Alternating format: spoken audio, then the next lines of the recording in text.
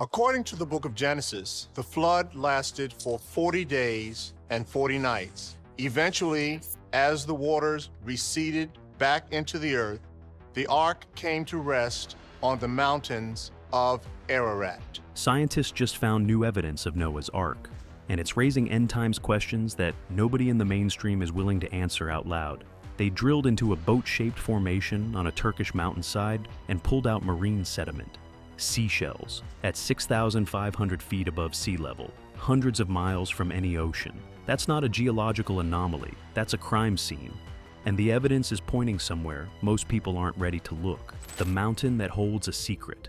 In 1959, a Turkish Air Force pilot named İlhan Durupinar was reviewing aerial survey photographs near Mount Ararat in eastern Turkey. Ararat is the mountain named in Genesis 8:4 as the resting place of Noah's Ark. Most people assume that means the summit, but the text says the mountains of Ararat, the range, not the peak. A vessel coming to rest anywhere in that region fits the biblical description exactly. What Durupinar spotted in those photographs stopped him cold. Buried in the earth at roughly 6,500 feet above sea level was a shape, not a random geological formation.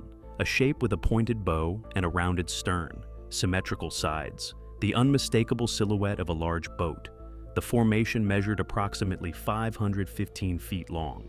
Genesis records the ark's length as 300 cubits. At the standard cubit of 18 inches, that's 450 feet.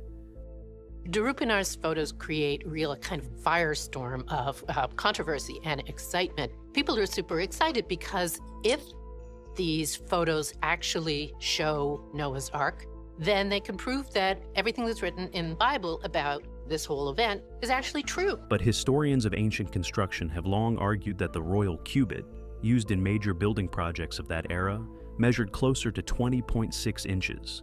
Run the math. 300 royal cubits equals exactly 515 feet, the precise length of the Durupinar formation. The Turkish government sent an investigation team. American researchers joined them.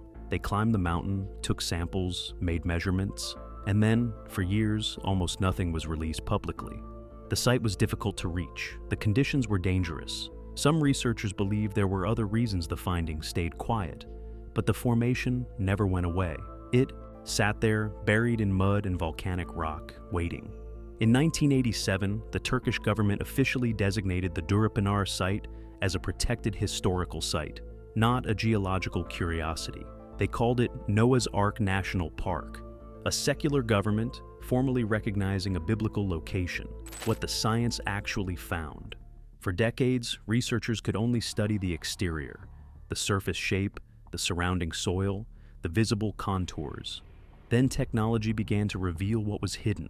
In 1985, Ron Wyatt brought ground-penetrating radar to the site, equipment designed to detect buried structures without excavation. See, there are two things researchers can look for. Now, the boat itself is one of them, but another avenue to explore is looking for evidence of a giant flood. The results were striking.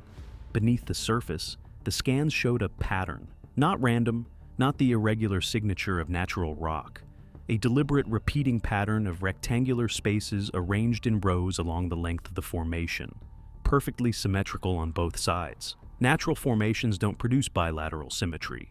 Erosion doesn't carve mirror image chambers on both sides of a buried structure. Naval engineering does. When you build a vessel designed to float stably, you balance both sides. You create matching compartments. You engineer symmetry so the vessel doesn't list. The Durupinar formation shows exactly that kind of deliberate structural balance. Genesis 6:14 records the instruction God gave Noah. Make rooms in the ark. The Hebrew word is kinnim, nests, compartments, individual separated spaces. The radar was showing precisely that internal architecture. Then the soil analysis came back from multiple independent laboratories, researchers with no religious affiliation and no stake in the outcome. Consistent across every lab, samples from inside the formation contained concentrated carbon from decayed organic matter, elevated iron, and manganese dioxide, a compound directly associated with ancient metalworking and Bronze Age construction. None of those concentrations appeared in the surrounding soil. Something made of organic material and metal was buried there. In 2021, a joint Turkish-American scientific team went further. Using 3D imaging, advanced carbon dating, and deep core drilling, they extracted material from sediment layers that hadn't been exposed to air in thousands of years. The published results showed evidence of human activity dating to approximately 5000 BC. They also recovered marine materials, seashells, water-deposited sediment, at 6,500 feet above sea level on a mountainside in the middle of Turkey, hundreds of miles from any ocean. There is one mechanism that puts marine sediment at that elevation: water. Massive, catastrophic, covering everything. Inside the structure. As imaging technology advanced, researchers mapped not just the formation's exterior, but what lay within its walls. Core samples drilled from deep inside the structure contained petrified wood. Not stone that looked like wood, actual organic material. Wood that had undergone petrification over millennia. The original cellular structure was still visible under microscopes. Mixed throughout the petrified wood were traces of fossilized animal hair, multiple species, different textures, different thicknesses, preserved inside sealed rock, as though many animals had lived in close proximity within the same enclosed space for an extended period. Researchers also found fossilized dung, waste consistent with large mammals, sealed within the interior walls. Critics asked how animal hair could survive thousands of years inside rock. The answer is in how petrification works. When organic material is buried rapidly, suddenly covered by sediment before it can decompose, minerals replace the original cellular structure and freeze it in place. A catastrophic flood, creating sudden massive sediment deposition, is precisely the condition that produces that kind of rapid, thorough preservation. In 2019, a 3D imaging team completed a full structural map and found something that stopped the analysis cold: a rectangular anomaly in the side of the formation, a constructed opening, positioned exactly where Genesis 6:16 says it should be. God's instructions to Noah specified one door in the side of the ark, not the top, not the bottom, the side. The 3D scan revealed a distinct opening with dimensions consistent with ancient doorways, large enough for animals, large enough for a family. Near the site, researchers discovered massive stones with holes drilled through them. Anchor stones of the type used by ancient mariners to stabilize vessels in heavy weather. Carved into several of them were crosses. 8 crosses, exactly the number of people Genesis says were on the ark: Noah, his wife, his 3 sons, their 3 wives. 8 people.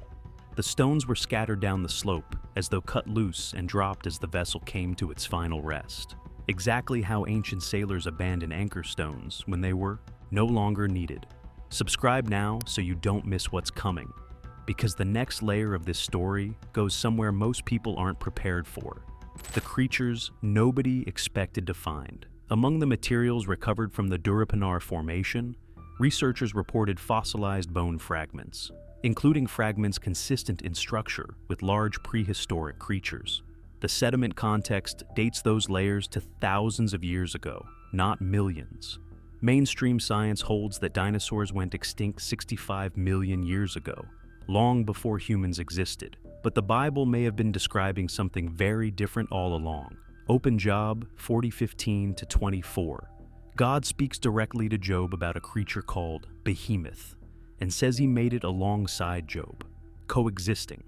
The description doesn't match any living animal. It eats grass like an ox, its strength is in its loins, and its tail sways like a cedar tree.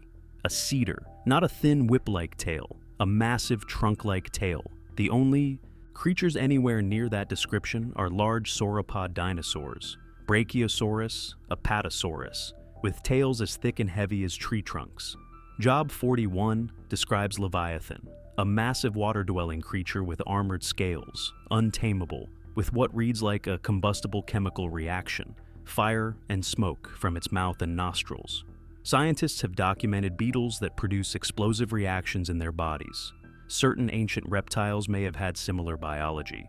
Ancient cultures across the globe, Chinese, European, Middle Eastern, separated by thousands of miles with no shared contact, all produce nearly identical descriptions of massive reptilian creatures, consistent, detailed, independent, not mythological imagination, memory. Genesis 6:19 commands Noah to bring 2 of all living creatures into the ark. All. If these creatures existed when humans did, they were included. Young specimens, manageable, carried through the flood and released into a post-flood world with a dramatically altered climate, a world that could no longer sustain them. Their extinction makes complete sense, not from an asteroid 65 million years ago, from environmental collapse a few thousand years after the flood, the corruption that made the flood necessary. The physical evidence is remarkable, but the flood wasn't just a rescue operation. It was a response to something deeply wrong at a civilizational level. Genesis 6, 1-4. The sons of God saw that the daughters of humans were beautiful, and they married any of them they chose. The sons of God, separate from human women. Most serious biblical scholars identify these as fallen angels, heavenly beings who abandoned their position, took on physical form, and produced offspring with human women. Those offspring were the Nephilim. Genesis 6:4 calls them heroes of old, men of renown, but the Hebrew word gibor means mighty ones in the sense of tyrants and conquerors, beings of power who dominated through violence.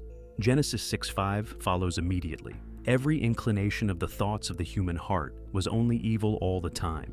The Nephilim weren't just violent. According to the Book of Enoch, referenced in the New Testament and cited by early church fathers, they were corrupting human civilization at a genetic level, mixing their nature into humanity, spreading a contamination that had become irreversible across generations. Genesis 6:5 captures what that looked like from God's perspective. Every inclination of the thoughts of the human heart was only evil all the time, not occasionally corrupt entirely. The contamination had reached a point where no recovery was possible from within. It required intervention from outside.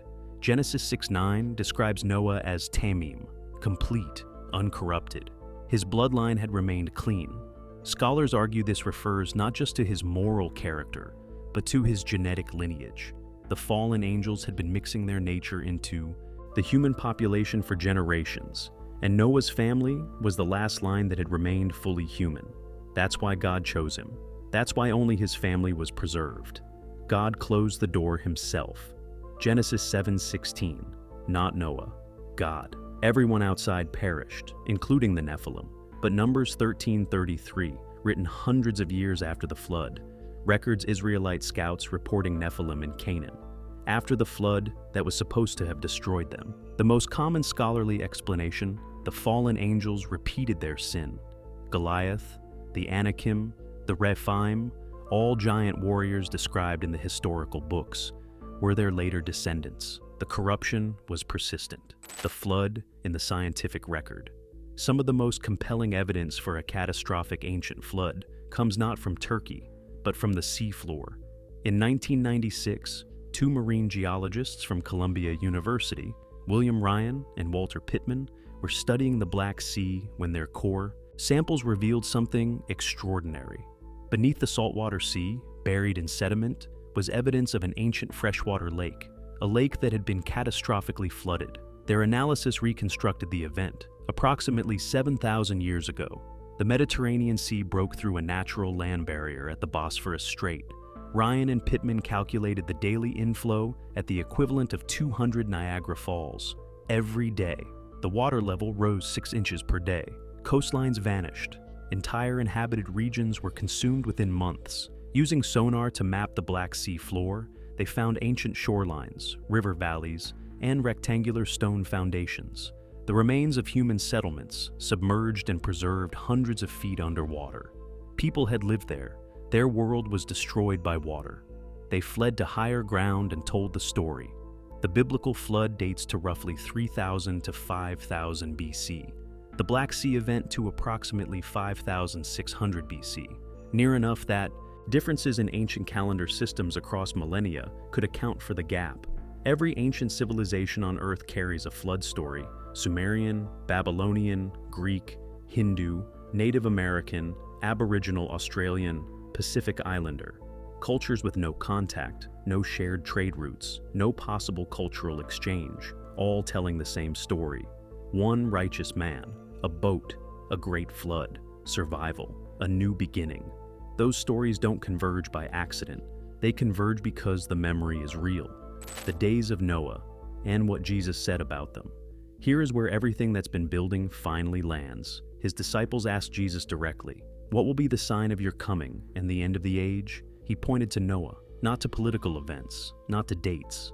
Noah. Matthew 24:37. His exact words, "As it was in the days of Noah, so it will be at the coming of the Son of Man." That is a prophetic statement. The conditions that define Noah's generation will define the final generation before Christ returns. So, what defined that generation? Genesis 6:5. Every inclination of the thoughts of the human heart was only evil, all the time. Genesis 6:11. The earth was full of violence. And Jesus adds in Matthew 24:38-39 that people were eating, drinking, marrying, going about daily life, completely unconcerned, right up until the day Noah entered the ark. They had 120 years of warnings. Noah preached throughout the entire construction. They ignored every word until the rain started. By then, the door was shut. Look at the world right now. Violence fills every news cycle. Moral consensus that held civilization together for centuries is dissolving in real time. Institutions people once trusted are corrupt, families fracturing, communities fragmenting, and most people scrolling, streaming, building careers, and planning weekends, paying no attention to any of it, exactly as Jesus described. And then there are the prophecies happening in the physical world right now. In 1948, Israel became a nation. Something that had never happened in human history. A people scattered for nearly 2,000 years returned to their land, revived their ancient language, re-established national sovereignty. Ezekiel 37 described it centuries before it happened. Jesus in Matthew 24 said to watch the fig tree. Most scholars interpret that as Israel, and said, "When it blooms again, the end is near." That generation is alive today. Revelation 16:12 describes the Euphrates River drying up as a specific end times event. That river has flowed since Eden. It's drying up right now, at historic lows, confirmed by satellite imagery reported in mainstream news, a prophecy written 2,000 years ago, visible on camera in our lifetime. Wars spreading, famines worsening, earthquakes increasing, and 2 Timothy 3, written by Paul in the 1st century. Describing the last days as a time when people will be lovers of themselves, lovers of money, boastful, brutal, without self-control, ungrateful, unholy, lovers of pleasure rather than lovers of God. Written 2,000 years ago. Describing this culture precisely. Read that list and look at what's celebrated in entertainment, normalized in public life, defended in courts. Paul wasn't predicting a possible future. He was describing ours. And here's the question that science can't answer.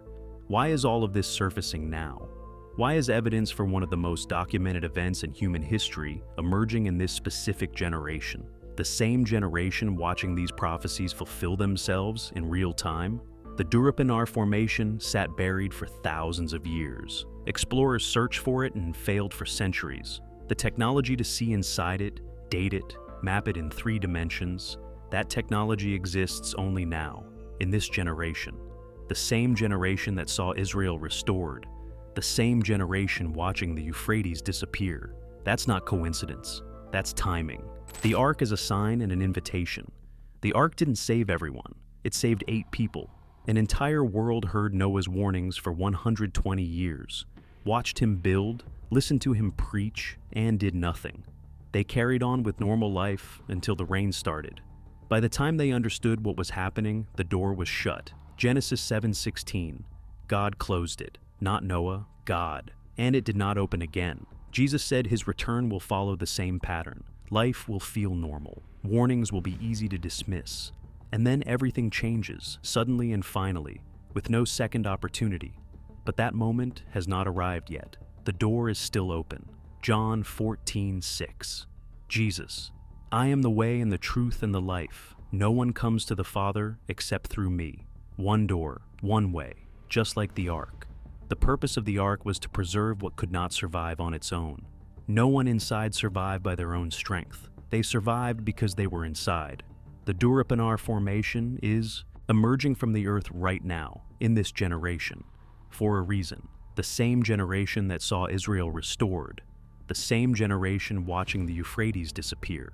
The same generation reading Paul's description of its own culture in a letter written 2 millennia ago. A physical structure rising out of a Turkish mountainside, confirming what the text has always said. The flood was real, the judgment was real, and the salvation offered through it pointed to something greater. The same God who saved 8 people through a wooden vessel provided a final and permanent salvation through another, the cross. If you have never placed your faith in Jesus Christ, not as a historical figure or moral teacher, but as the Son of God who died for your sin and rose from the dead, the invitation is open right now. Acknowledge what you are. Turn from the direction you've been going. Trust Him with your life. Don't be standing outside when the rain starts. Subscribe and stay close to this channel. Because the excavations at the Durupaniar site are ongoing, new permits have been granted, and deeper drilling is planned. What has been found so far came from the surface layers. What's buried beneath has never been examined. We'll be here when the next findings come out. The door is still open. Walk through it.